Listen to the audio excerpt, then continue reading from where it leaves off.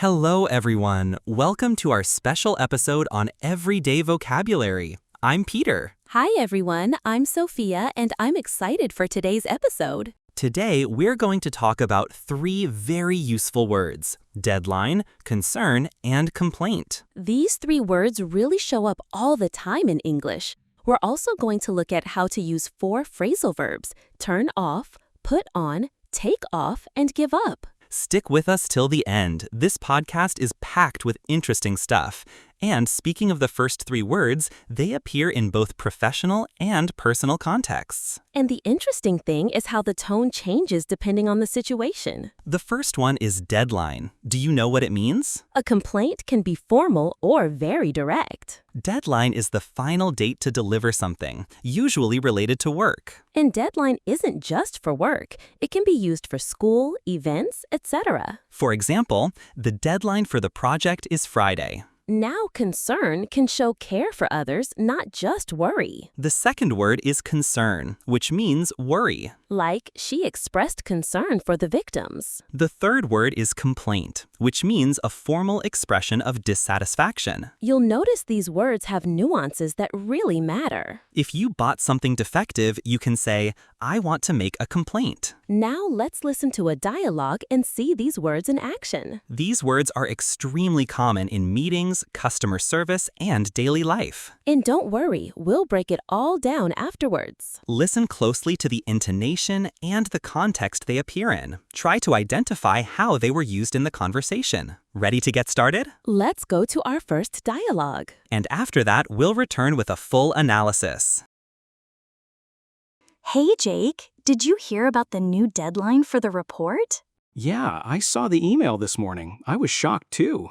They moved it up to Thursday instead of next Monday. I don't know how they expect us to adapt so quickly. I'm a bit stressed about it, to be honest. I share your concern. This week is already chaotic for me. This change is a real concern for me. And I agree. Changing the deadline like this is not professional. If not, I think I might file a complaint. If not, filing a formal complaint sounds like a good idea. I mean, I already had my schedule packed. But maybe we can divide the work and handle it together. I don't think I'll manage to finish everything on time. That way, it becomes a bit more manageable. Have you talked to the manager about it? I haven't spoken to the manager yet, but I can join you. Maybe we can explain the situation and ask for an extension. Maybe if more of us express concern, they'll reconsider. It's just not fair to change deadlines without notice. We just need to document everything properly. Let's analyze this dialogue carefully. Great points, Peter. First, notice how deadline was used naturally. I'd like to highlight how the tone changes with each word. Julia said they moved it up to Thursday. Deadline has weight. It signals urgency. That means the due date was pushed earlier. When Julia hears the new deadline, she immediately feels pressure.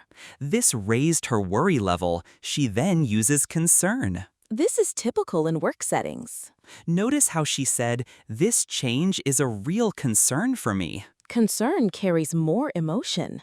Mateus also said, I share your concern. That's a great way to show empathy. This shows concern can mean something disturbing or worrisome. It strengthens communication between colleagues. Now focus on the use of complaint. Complaint shows they're reaching their limit. Julia says, I might file a complaint. Saying file a complaint is serious. Her tone reflects frustration. That fits the word. So it's important to know how to do this correctly. Mateus adds, filing a formal complaint sounds like a good idea. Use formal complaint when it's an official matter. Think about when you would use these words. The conversation also brings something important: collaboration. You might have a deadline for a course. Mateus suggests splitting the tasks. You might feel concerned for a family member's health. That's a sign of maturity in problem solving. You can make a complaint at a store or restaurant. These words often appear in meetings, projects, and customer support. The dialogue also shows teamwork. Pay attention to these phrases: a real concern, file a complaint, The deadline was moved. Vocabulary and attitude go hand in hand. You can repeat these structures in other situations. Re-listen to the dialogue and notice the tone. Make small substitutions and create your own sentences. That way, you'll learn not just what to say, but how to say it. For example, my concern is the budget. Are you ready for the next part? Let's move on. The more you practice, the more natural it feels. Exactly. Now it's time to learn more expressions in English. Yes, in this part of the episode, we'll talk about phrasal verbs. Phrasal verbs are verbs combined with prepositions or adverbs. And they often have a different meaning than the original verb. Now we're going to learn 4 of them: turn off, put on, take off, and give up. They're super common and very useful in everyday English. Let's start with turn off. It means to stop a machine, light, or device. For example, can you turn off the light, please? Next, we have put on, which means to dress or wear something. Like in this sentence, he put on his jacket because it was cold. Then comes take off, which is the opposite of put on. Example, she took off her shoes when she got home. And finally, give up means to stop trying or to quit. For instance, don't give up, you're doing great. These 4 expressions appear a lot in real conversations. And to help you understand them better, we created a short dialogue. It shows how these expressions work in a natural conversation. Pay close attention to how each one is used. And try to guess the meaning before we explain it later. Remember, practice is key when learning phrasal verbs. Listening to native speakers helps you get the feel of it. But don't worry, we'll explain everything step by step. Just relax and enjoy the dialogue. You'll be surprised at how often we use these expressions. So let's go. Here comes our second dialogue of the episode. 4 new expressions, 1 fun conversation. Let's listen. Hey, Leo, can you turn off the TV?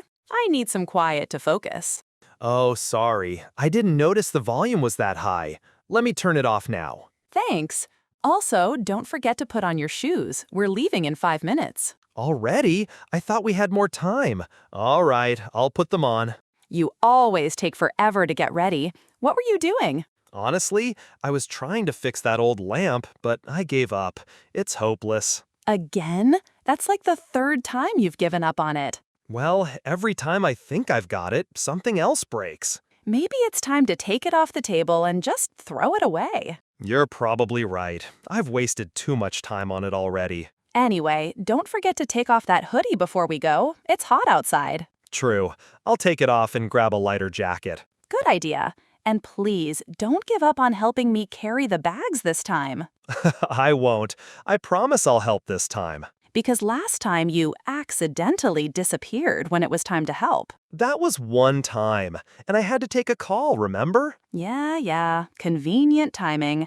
Just don't pull that trick again. Don't worry. I've put on my best attitude today. Nice! Now let's go before I give up on being on time. All right. I'm ready. Let's hit the road. Let's break down this dialogue and focus on the expressions. The first one is turn off. Nina says, can you turn off the light? Very common. We use this every day for lights, TVs, computers. Exactly. When a device is on, we turn it off to stop it. Then Nina says, put on your slippers. So put on means to wear something. In this case, slippers. It's the action of dressing or placing something on your body. Leo responds with humor and says he'll put them on. After that, Nina asks about the coat. Leo explains he just took it off. That's our third phrasal verb. Take off is the opposite of put on. You remove something you're wearing. People take off jackets, hats, shoes. And now let's look at give up. Leo says he might give up on the puzzle. That means he's thinking about quitting. But Nina motivates him not to give up. This shows how phrasal verbs express emotions too. Right. They're not just about actions, but also about attitudes. We use give up in many situations: studies, work, goals. It's useful when you want to encourage someone. Let's give a few extra examples for practice. Sure. I'll never give up on my dreams. Or, she gave up smoking last year. What about take off? Here's one.